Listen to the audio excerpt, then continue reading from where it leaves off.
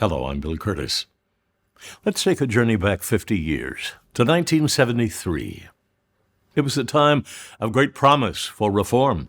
Young professionals challenged the state welfare system, and a small group of them founded Kaleidoscope to catalyze the change they sought. Applying their founding philosophy of unconditional care, Kaleidoscope developed new ways of bringing healing to young victims of abuse and neglect. Through these social workers, a new tradition of nurturing dignity and compassion above all else took root. Here's their story. We're designed around buildings, around institutions, and not around communities and not around individuals and families. Being designed around individuals and families, that's the hardest thing to do. There were few agencies in Illinois that the state felt that they could send children with very high needs. And so they did have a few institutions here in Illinois that they sent the kids. There was ISSCS, the Illinois Soldier and Sailors Children's School. And it became, the major centerpiece of the downstate Department of Children and Family Services. It was an abysmal place to provide services to youth. And then they sent a lot of youth out of state. Kids would pass each other on trains going from one state to another state because we had some feeling in human services that people could be better served someplace else than they could be served at home. Illinois had deals with places in Colorado and really all over the country where they were sending kids, with separating them from their families and their communities. There were some high-profile cases that came out as a result of some of those placements where kids got hurt. And so there was a mandate to bring those kids back. Sometime in the very early 70s, Mel Breed and some of his colleagues decided that they could do a better job if they just took some of those children into their own home. So the first placements for youth started out in group homes.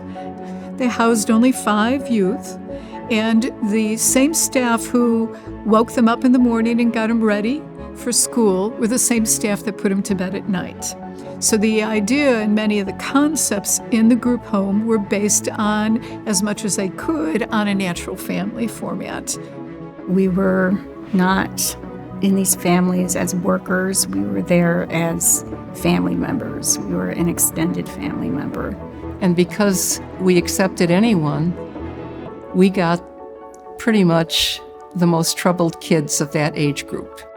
Youth who came straight out of juvenile detention, sometimes straight out of jail, who came straight out of the psychiatric unit, who came straight off the street. Once we took a kid into our program, we never kicked them out.